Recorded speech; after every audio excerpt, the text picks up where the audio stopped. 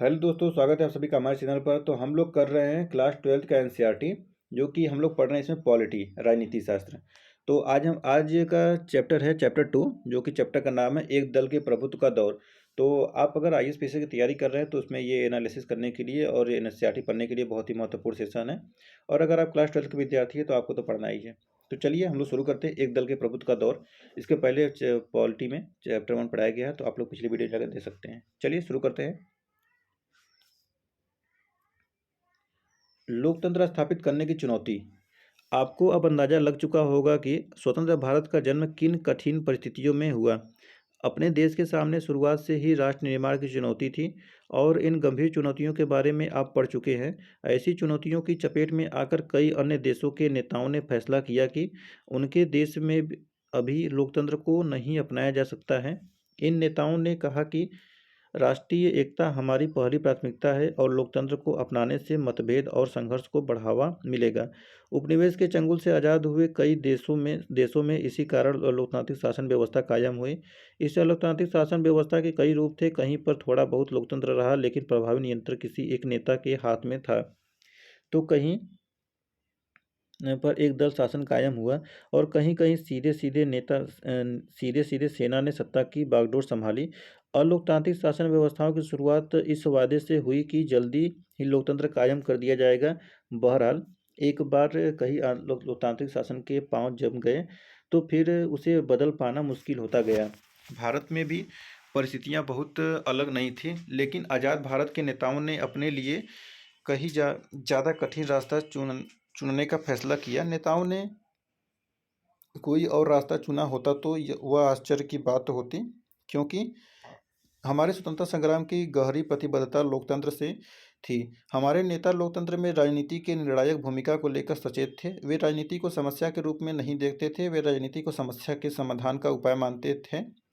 हर समाज के लिए यह फैसला करना जरूरी होता है कि उसका शासन कैसे चलेगा और वह किन कायदे कानून पर अमल करेगा। चुनने के लिए हमेशा कई नीतिगत विकल्प मौजूद होते हैं। किसी भी समाज में कई समूह होते हैं। इनकी आकांक्षाएं अक्सर अलग अलग और एक दूसरे के विपरीत होती हैं। ऐसे में हम विभिन्न समूहों के हितों के आपसी टकराव से कैसे निपट सकते हैं, इसी सवाल का जवाब है लोकतांत्रिक राजनीति। सत्ता और प्रतिस्पर्धा राजनीति की दो सबसे ज़्यादा जाहिर चीज़ें हैं, लेकिन राजनीतिक गतिविधि का उद्देश्य जनहित का फैसला करना और उस पर अमल करना होता है, और ऐसा होना भी चाहिए। हमारे नेताओं ने इसी रास्ते को चुनने का फैसला किया। पिछले साल आपने पढ़ा कि हमारा संविधान कैसे बना। आपको याद होगा कि हमारा संविधान 26 नवंबर 1949 को अंगीकृत किया गया। 24 जनवरी 1950 को इस पर हस्ताक्षर हुए। 26 जनवरी 1950 से अमल में आया। उस वक्त देश का शासन अंतरिम सरकार चला रही थी। वक्त का तगाजा था कि देश का शासन लोकतांत्रिक रूप से निर्वाचित सरकार द्वारा चलाया जाए। संविधान ने नियम तय कर दिए थे और अब इन्हीं नियमों पर अमल करने की ज़रूरत थी। शुरू शुरू में ख्याल था कि यह काम महज चंद महीनों का है। भारत के चुनाव आयोग का गठन 1950 में जनवरी में हुआ। सुकुमार सेन पहले चुनाव आयुक्त बने। उम्मीद की जा रही थी कि देश का पहला आम चुनाव 1950 में किसी वक्त हो जाएगा। बहरहाल, चुनाव ने पाया कि भारत के आकार को देखते हुए एक स्वतंत्र और निष्पक्ष आम चुनाव कराना कोई आसान मामला नहीं है। चुनाव कराने के लिए चुनाव क्षेत्रों का सीमांकन जरूरी था। फिर मतदाता सूची यानी मताधिकार प्राप्त वयस्क व्यक्तियों की सूची बनाना भी आवश्यक था। इन दोनों कामों में बहुत सारा समय लगा। मतदाता सूचियों का जब पहला प्रारूप प्रकाशित हुआ तो पता चला कि इसमें 40 लाख महिलाओं के नाम दर्ज होने से रह गए हैं। इन महिलाओं को अला की बेटी, फला की बेटी के रूप में दर्ज किया गया था। चुनाव आयोग ने ऐसी प्रविष्टियों को मानने से इनकार कर दिया। आयोग ने फैसला किया कि संभव हो तो इसका पुनरावलोकन किया जाए और जरूरी लगे तो ऐसी प्रविष्टियों को हटाया जाए। यह अपने आप में हिमालय की चढ़ाई जैसा दुष्कर काम था। इतने बड़े पैमाने को कैसा ऐसे बड़े पैमाने को ऐसा काम दुनिया में अब तक नहीं था। उस वक्त देश में 17 करोड़ मतदाता थे और उन्हें 3200 विधायक और लोकसभा के लिए 489 सांसद चुनने थे। इन मतदाताओं में महज 15% साक्षर थे। इस कारण चुनाव आयोग को मतदाता की सूची में मतदान की विशेष पद्धति के बारे में भी सोचना पड़ा। चुनाव आयोग ने चुनाव कराने के लिए 3 लाख से ज़्यादा अधिकारियों और चुनाव कर्मियों को प्रशिक्षित किया। देश के विशाल आकार मत और मतदाताओं की भारी भरकम संख्या के लिहाज से भी पहला आम चुनाव अनूठा नहीं था, बल्कि मतदाताओं की एक बड़ी तादाद गरीब और अनपढ़ लोगों की थी और ऐसे माहौल में ये चुनाव लोकतंत्र की परीक्षा एक कठिन घड़ी थी। इस वक्त लोकतंत्र सिर्फ धनी देशों में ही कायम था। उस समय यूरोप के बहुतेरे देशों में महिलाओं की मताधिकार नहीं मिला था। सार्वभौम में हिंदुस्तान में सार्वभौम मताधिकार पर अमल 1951 में कांग्रेस द्वारा सेट कर लेते हैं फिर इसको। कांग्रेस द्वारा पार्टी उम्मीदवार चुनने के लिए बनाई गई चुनाव समिति पर कार्टूनिस्ट का एक नज़रिया। समिति में नेहरू के अलावा मोरारजी देसाई, रफ़ी अहमद किदवई, डॉक्टर बीसी राय, कामराज नाडार, राजगोपालाचारी, जगजीवन राम, मौलाना अबुल कलाम आज़ाद और मिस्र पीडी टंडन और गोविंद बल्लभ पंत दिखाई दे रहे हैं। देखिए यहाँ पर ऐसे है ना।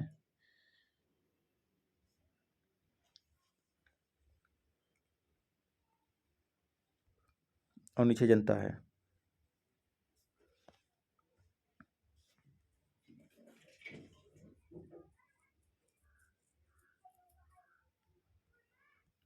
आगे बढ़ते हैं। तो देखिए हम लोग यहाँ पे छोड़े कि ऐसे में हिंदुस्तान में सार्वभौम मताधिकार पर अमल हुआ और यह अपने आप में बड़ी जोखिम भरा प्रयोग था। एक हिंदुस्तानी संपादक ने इसे इतिहास का सबसे बड़ा जुआ करार दिया। ऑर्गेनाइजर नाम की पत्रिका ने लिखा कि जवाहरलाल नेहरू अपने जीवित रहते ही यह देख लेंगे और पछताएंगे कि भारत में सार्वभौम मताधिकार असफल रहा। इंडियन सिविल सर्विस के एक अंग्रेज नुमाइंदे का दावा था कि आने वाला वक्त और अब से कहीं ज़्यादा जानकार दौर बड़े विस्मय से लाखों अनपढ़ लोगों के मतदान की यह बेहूदी नौटंकी देखेगा। चुनाव को 2 बार स्थगित करना पड़ा और आखिरकार 1951 के अक्टूबर से 1952 के फरवरी तक चुनाव हुए। बहरहाल इस चुनाव को अमूमन 1952 का चुनाव ही कहा जाता है क्योंकि देश के अधिकांश हिस्सों में मतदान 1952 में ही हुए। चुनाव अभियान, मतदान और मतगणना में कुल 6 महीने लगे। चुनाव में उम्मीदवारों के बीच मुकाबला भी हुआ। औसतन हर सीट के लिए 4 उम्मीदवार चुनाव के मैदान में थे। लोगों ने इस चुनाव में बढ़ चढ़ कर हिस्सेदारी की। कुल मतदाताओं में आधे से अधिक ने मतदान के दिन अपना वोट डाला। चुनाव के परिणाम घोषित हुए तो हारने वाले उम्मीदवारों ने भी इन परिणामों को निष्पक्ष बताया। सार्वभौम मताधिकार के इस प्रयोग ने आलोचकों का मुंह बंद कर दिया। टाइम्स ऑफ इंडिया ने माना कि इन चुनावों ने उन सभी आलोचकों के संदेहों पर पानी फेर दिया है जो सार्वभौम मताधिकार की इस शुरुआत को इस देश के लिए जोखिम का सौदा मान रहे थे। देश से बाहर के सब पर्यवेक्षक भी हैरान थे। हिंदुस्तान टाइम्स ने लिखा, यह बात हर जगह मानी जा रही है कि भारतीय जनता ने विश्व के इतिहास में लोकतंत्र के सबसे बड़े प्रयोग को बखूबी अंजाम दिया। 1952 का आम चुनाव पूरी दुनिया में लोकतंत्र के इतिहास के लिए मील का पत्थर साबित हुआ। अब यह दलील दे पाना संभव नहीं रहा कि लोकतांत्रिक चुनाव गरीबी अथवा शिक्षा के माहौल में कहीं नहीं करा जा सकते। यह बात साबित हो गई कि दुनिया में कहीं भी लोकतंत्र पर अमल किया जा सकता है। अब उसके आगे आता है पहले 3 चुनावों में कांग्रेस का प्रभुत्व। तो पहले आम चुनाव के नतीजों से शायद ही किसी को अचंभा हुआ हो। आशा यही थी कि भारतीय राष्ट्रीय कांग्रेस इस चुनाव को जीत जाएगी। भारतीय राष्ट्रीय कांग्रेस का लोक प्रचलित नाम कांग्रेस पार्टी था और इस पार्टी को स्वाधीनता संग्राम की विरासत हासिल थी। तब के दिनों में यही एकमात्र पार्टी थी जिसका संगठन पूरे देश में था। फिर इस पार्टी में खुद जवाहरलाल नेहरू थे जो भारतीय राजनीति के सबसे करिश्माई और लोकप्रिय नेता थे। नेहरू ने कांग्रेस पार्टी को चुनाव अभियान की अगुवाई की और पूरे देश का दौरा किया। जब चुनाव परिणाम घोषित हुए तो कांग्रेस पार्टी की भारी भरकम जीत से बहुतों को आश्चर्य हुआ। इस पार्टी ने लोकसभा के पहले चुनाव में कुल 489 सीटों में 364 सीटें जीती और इस तरह वह किसी भी प्रतिद्वंदी से चुनाव दौड़ में बहुत आगे निकल गई। जहां तक सीटों पर जीत हासिल करने का सवाल है, पहले आम चुनाव में भारतीय कम्युनिस्ट पार्टी दूसरे नंबर पर रही और उसे कुल 16 सीटें हासिल हुई। लोकसभा के चुनाव के साथ साथ विधानसभा के भी चुनाव कराए गए थे। कांग्रेस पार्टी को विधानसभा के चुनाव में भी बड़ी जीत हासिल हुई। त्रावणकोर, कोचीन आज के केरल का हिस्सा, मद्रास और उड़ीसा को छोड़कर सभी राज्यों में कांग्रेस ने अधिकतर सीटों पर जीत दर्ज की। आखिरकार इन 3 राज्यों में भी कांग्रेस की ही सरकार बनी। इस तरह राष्ट्रीय और अन्य प्रांतीय स्तर पर पूरे देश में कांग्रेस पार्टी का शासन कायम हुआ। उम्मीद के मुताबिक जवाहरलाल नेहरू पहले चुनाव के प्रथम प्रधानमंत्री बने थे। यहाँ एक चुनावी मानचित्र दिखाया गया है, जो कि यहाँ पर है। आगे बढ़ते हैं, हम लोग देखते हैं। कांग्रेस पार्टी की जीत का यह आंकड़ा और दायरा हमारी चुनाव प्रणाली के कारण भी बढ़ा चढ़ा दिखता है। चुनाव प्रणाली के समय कांग्रेस पार्टी की जीत को अलग से बढ़ावा मिला। मिसाल के लिए 1952 में कांग्रेस पार्टी को कुल वोटों में से 45% वोट हासिल हुए थे, लेकिन कांग्रेस को 75% ही सीटें हासिल हुई। सोशलिस्ट पार्टी वोट हासिल करने के लिहाज से दूसरे नंबर पर रही। आगे बढ़ते हैं। हमारे देश की चुनावी प्रणाली में सर्वाधिक वोट पाने वाली जीत की कितने तरीके को अपनाया गया। ऐसे में अगर कोई पार्टी बाकियों की अपेक्षा थोड़े ज़्यादा वोट हासिल करती है तो दूसरी पार्टी को प्राप्त वोटों के अनुपात की तुलना में उसे कहीं ज़्यादा सीटें हासिल होती हैं। यही चीज़ कांग्रेस पार्टी के पक्ष में साबित हुई। अगर हम सभी गैर कांग्रेसी उम्मीदवारों के वोट जोड़ दें तो वह कांग्रेस पार्टी को हासिल कुल वोट से कहीं ज़्यादा होंगे, लेकिन गैर कांग्रेसी वोट विभिन्न प्रतिस्पर्धा पार्टियों और उम्मीदवारों में बट गए। इस तरह कांग्रेस बाकी पार्टियों की तुलना में आगे रही और उसने उसने ज़्यादा सीटें जीती। अब आगे आता है कांग्रेस के प्रभुत्व की प्रकृति। भारत ही एकमात्र ऐसा देश नहीं है जो कि पार्टी के प्रभुत्व के दौर से गुजरा हो। अगर हम दुनिया के बाकी मुल्कों पर नज़र दौड़ाएं तो हमें एक पार्टी के प्रभुत्व के बहुत से उदाहरण मिलेंगे। बहरहाल बाकी मुल्कों में एक पार्टी के प्रभुत्व और भारत में एक पार्टी के प्रभुत्व के बीच एक भारी फर्क है। बाकी मुल्कों में एक पार्टी का प्रभुत्व लोकतंत्र की कीमत पर कायम हुआ। कुछ देशों मसलन चीन, क्यूबा, सीरिया के संविधान में सिर्फ एक ही पार्टी को देश के शासन की अनुमति दी गई है। कुछ और देशों में जैसे म्यांमार, बेलारूस, इरिट्रिया में एक पार्टी का प्रभुत्व कानूनी और सैन्य उपायों के चलते कायम हुआ है। अब से कुछ साल पहले तक मैक्सिको, दक्षिण कोरिया, ताइवान भी एक पार्टी के प्रभुत्व वाले देश थे। भारत में कायम एक पार्टी का प्रभुत्व इन उदाहरणों से कहीं अलग है। यहाँ एक पार्टी का प्रभुत्व लोकतांत्रिक स्थितियों में कायम हुआ। अनेक पार्टियों ने मुक्त और निष्पक्ष चुनाव के माहौल में एक दूसरे से होड़ की और तभी कांग्रेस पार्टी के एक के बाद चुनाव जीती गई। दक्षिण अफ्रीका में रंगभेद की समाप्ति के बाद अफ्रीकन नेशनल कांग्रेस का भी कुछ ऐसा ही दबदबा कायम हुआ। भारत का उदाहरण बहुत कुछ दक्षिण अफ्रीका से मिलता जुलता है। कांग्रेस पार्टी की इस असाधारण सफलता से की जड़ें स्वाधीनता का संग्राम की विरासत में है। कांग्रेस पार्टी को राष्ट्रीय आंदोलन के वारिस के रूप में देखा गया। आज़ादी के आंदोलन में अग्रणी रहे अनेक नेता अब कांग्रेस को उम्मीदवार के रूप में चुनाव लड़ रहे थे। कांग्रेस पहले से ही एक सुसंगठित पार्टी थी। बाकी दल अभी अपनी रणनीति सोच ही रहे होते कि कांग्रेस अपना अभियान शुरू कर देती थी। दरअसल अनेक पार्टियों का गठन स्वतंत्रता के समय के आसपास अथवा उसके बाद में हुआ। आगे आता है कांग्रेस एक सामाजिक और विचारधारात्मक गठबंधन के रूप में। तो आप यह बात पढ़ चुके हैं कि कांग्रेस का जन्म 1885 में हुआ था। उस वक्त यह नवशिक्षित, कामकाजी और व्यापारिक वर्गों का एक हित समूह भर थी, लेकिन 20वीं सदी में इसने जन आंदोलन का रूप ले लिया। इस वजह से कांग्रेस ने एक जनव्यापी राजनीतिक पार्टी का रूप लिया और राजनीतिक व्यवस्था में इसका दबदबा कायम हुआ। शुरू में कांग्रेस में अंग्रेजीदा, अगड़ी जाति, उछले मध्य वर्ग और शहरी अभिजन का बोलबाला था, लेकिन कांग्रेस ने जब भी सविनय अवज्ञा जैसे आंदोलन चलाए तो उसका सामाजिक आधार बढ़ा। कांग्रेस ने परस्पर विरोधी हितों के कई समूहों को एक साथ जोड़ा। कांग्रेस ने किसान और उद्योगपति, शहर के बसिंदे और गांव के निवासी मजदूर और मालिक एवं मध्य निम्न उच्च वर्ग जाति समूह को भी मिले। इनमें से अनेक समूहों ने अपनी पहचान को कांग्रेस के साथ एकमेक कर दिया। कई बार यह भी हुआ कि किसी समूह ने अपनी पहचान को कांग्रेस के साथ एकसर नहीं किया और अपने अपने विश्वासों को मानते हुए बतौर एक व्यक्ति या समूह के कांग्रेस के भीतर बने रहे। इस अर्थ में कांग्रेस एक विचारधारात्मक गठबंधन में थी और कांग्रेस ने अपने अंदर क्रांतिकारी, शक्तिवादी, कंजर्वेटिव और रेडिकल, गर्मपंथी और नरमपंथी, दक्षिणपंथी, वामपंथी और हर धारा के मध्यम वर्गीय को समाहित किया। अब आगे आता है गुटों में तालमेल और सहनशीलता। कांग्रेस के गठबंधनी स्वभाव ने उसे एक असाधारण ताकत दी। पहली बात तो यही कि जो भी आए गठबंधन उसे अपने में शामिल कर लेता है। इस कारण गठबंधन को अतिवादी रुख अपनाने से बचना होता है और हर मसले पर संतुलन को साधकर चलना पड़ता है। सुलह समझौते के रास्ते पर चलना और सर्वसमावेशी होना गठबंधन की विशेषता होती है। इस रणनीति की वजह से विपक्ष कठिनाई में पड़ा। विपक्ष कोई बात करना चाहे तो कांग्रेस की विचारधारा और कार्यक्रम में उसे तुरंत जगह मिल जाती थी। दूसरे, अगर किसी पार्टी का स्वभाव गठबंधनी हो तो अंदरूनी मतभेदों को लेकर उसमें सहनशीलता भी ज़्यादा होती है। विभिन्न समूह और नेताओं की महत्वाकांक्षाओं की भी उसमें समाई हो जाती है। कांग्रेस ने आज की लड़ाई के दौरान इन का दोनों ही बातों पर अमल किया था और आज़ादी मिलने के बाद भी इस पर अमल जारी रखा। इसी कारण अगर कोई समूह पार्टी के रुख से अथवा सत्ता के प्राप्त अपने हिस्सों से नाखुश हो तब भी वह पार्टी भी बनी रहता है। पार्टी को छोड़कर विपक्षी की भूमिका अपनाने और जगह पार्टी में मौजूद किसी दूसरे समूह से लड़ने को बेहतर समझता था। पार्टी के अंदर मौजूद विभिन्न समूह गुट कहे जाते हैं। अपने गठबंधनी स्वभाव के कारण कांग्रेस विभिन्न गुटों के प्रति सहनशील थी और इस स्वभाव से विभिन्न गुटों को बढ़ावा मिला।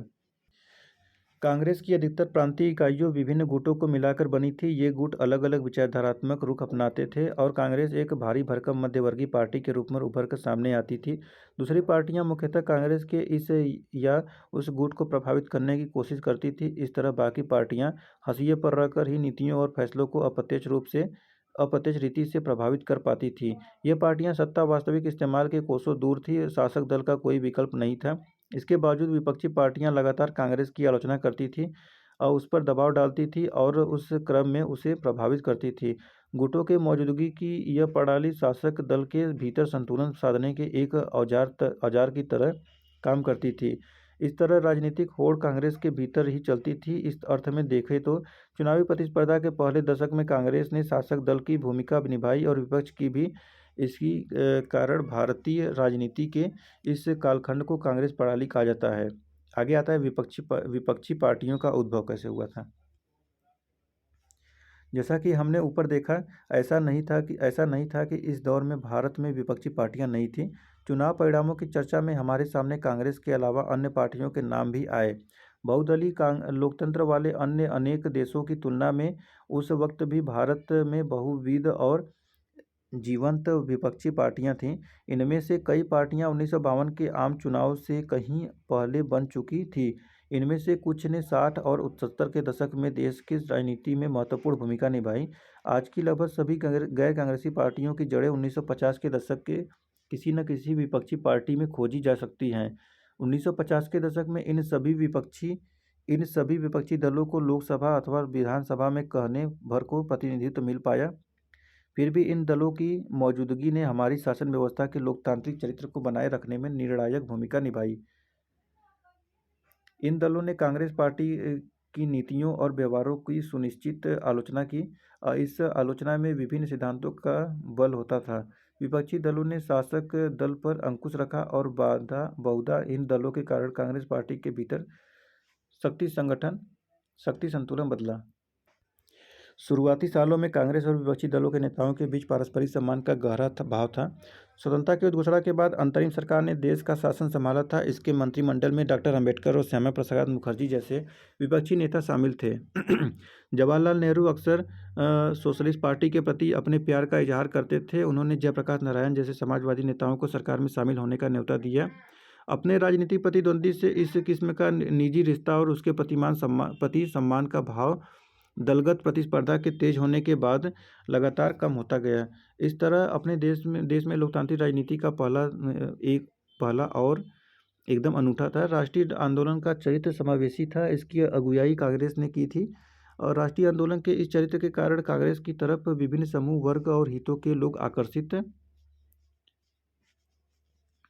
हुए। सामाजिक और विचारधारा रूप से कांग्रेस एक व्यापक गठबंधन के रूप में उभरी। आज़ादी की लड़ाई में कांग्रेस ने मुख्य भूमिका निभाई थी और इस कारण कांग्रेस को दूसरी पार्टियों की अपेक्षा बढ़त प्राप्त थी। सत्ता पाने की लालसा रखने वाले हर व्यक्ति और हर हित समूह को अपने अंदर समाहित करने की कांग्रेस की क्षमता जैसे जैसे घटी वैसे दूसरे राजनीतिक दलों को महत्व मिलना शुरू हुआ। इस तरह कांग्रेस का प्रभुत्व देश के राजनीति के सिर्फ एक दौर में रहा। तो देखिए, अब ये चैप्टर समाप्त हो चुका है यहाँ पर। तो हम लोग जो छोड़े हैं उसको पढ़ते हैं। जैसे कि देखिए यहाँ पर है श्यामा प्रसाद मुखर्जी 1901 से 1953 तक ये हैं। हिंदू महासभा के नेता, भारतीय जनसंघ के संस्थापक, स्वतंत्रता के बाद नेहरू के पहले मंत्रिमंडल के मंत्री पाकिस्तान के साथ संबंधों को लेकर अपने मतभेदों के चलते 1950 में इस्तीफा दी। संविधान सभा के सदस्य, लोकसभा के सदस्य कश्मीर को स्वायत्त देने के खिलाफ कश्मीर नीति पर जनसंघ के प्रदर्शन के दौरान गिरफ्तार, हिरासत में मौत। देखिए यह कुछ चित्र हैं जो कि नीचे दिया गया, इस पर एक्सप्रेशन पढ़ते हैं। देखिए इसमें देखने लायक ये चीज़ है कि इतने सब पुरुष में सिर्फ एक ही महिला हैं। आगे बढ़ते हैं, देखते हैं 1948 में चक्रवर्ती राजगोपालाचारी के गवर्नर के पद की शपथ ग्रहण के बाद नेहरू मंत्रिमंडल, देखिए नेहरू जी के मंत्रिमंडल है और यहाँ पर नेहरू जी हैं, अबुल कलाम आज़ाद ये हैं, ये पटेल जी हैं, अंबेडकर जी यहाँ पर हैं।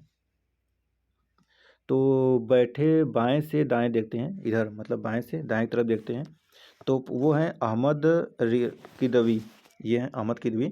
और फिर है बलदेव सिंह, ये हैं बलदेव सिंह। मौलाना आज़ाद, ये हैं पंडित जवाहरलाल नेहरू। और चक्रवर्ती राजगोपालाचारी हैं, ये हैं। और ये पटेल जी है, सरदार वल्लभ भाई पटेल। राजकुमारी अमृत कौर हैं, ये हैं। और ये है जान मथाई और ये है जगजीवन राम। और उस खड़े हुए बाएं से दाएं देखते हैं यहाँ से, तो ये हैं श्री गाडगिल, श्री नियोगी, देखिए ये गाडगिल और ये नियोगी जी हैं। और उसके बाद अंबेडकर जी हैं, यहाँ पर अंबेडकर जी। और श्यामा प्रसाद मुखर्जी, ये श्यामा प्रसाद मुखर्जी जी हैं। और गोपाल स्वामी अयंगर, और ये देखिए गोपाल स्वामी अयंगर। और ये लास्ट में है जयराम दास दौलतराम, जयराम दास दौलतराम, ये हैं। तो देखिए कैसे यहाँ इन लोग का मंत्रिमंडल ऐसे बना हुआ था। देखिए यहाँ पर पीले कलर से कोट है। कांग्रेस के सदस्य टंडन के निर्वाचन को सरकार या कांग्रेस में मेरी मौजूदगी से ज़्यादा महत्वपूर्ण समझते हैं। फिर कांग्रेस और सरकार के भीतर मैं पूरी तरह अप्रासंगिक हो चुका हूँ। कांग्रेस अध्यक्ष के पद पर टंडन की जीत के बाद राजा जी लिखे कि एक पत्र में जवाहरलाल नेहरू का वक्तव्य। यहाँ पर भी देखिए एक है, मैं गुटबंदी को एक तरह का रोग समझती थी और मानती थी कि इसे दूर किया जाना चाहिए। यहाँ कही गई बातों से ऐसा लगता है जैसे कि गुटबंदी बहुत अच्छी बात है। देखिए यहाँ पे भारतीय जनसंघ, भारतीय जनसंघ का गठन 1951 में हुआ था। श्यामा प्रसाद मुखर्जी इसके संस्थापक अध्यक्ष थे। इस दल के जड़ें आज़ादी के पहले के समय से सक्रिय राष्ट्रीय स्वयंसेवक संघ यानी RSS और हिंदू महासभा में खोजी जा सकती है। जनसंघ अपनी विचारधारा और कार्यक्रमों के लिहाज से बाकी दलों से भिन्न है। जनसंघ ने एक देश एक संस्कृति एक राष्ट्र के विचार पर जोर दिया। इसका मानना था कि देश भारतीय संस्कृति और परंपरा के आधार पर आधुनिक, प्रगतिशील और ताकतवर बन सकता है। जनसंघ ने भारत और पाकिस्तान को एक करके अखंड भारत बनाने की बात कही। अंग्रेजी को हटाकर हिंदी को राजभाषा बनाने के आंदोलन में यह पार्टी सबसे अलग थी। इसने धार्मिक और सांस्कृतिक अल्पसंख्यकों को रियायत देने की बात का विरोध किया। चीन ने 1964 में अपना आणविक परीक्षण किया था। इसके बाद से जनसंघ ने लगातार इस बात की पैरोकारी की कि भारत भी अपने आणविक हथियार तैयार करे। 1950 के दशक में जनसंघ चुनावी राजनीति के हाशिए पर रहा।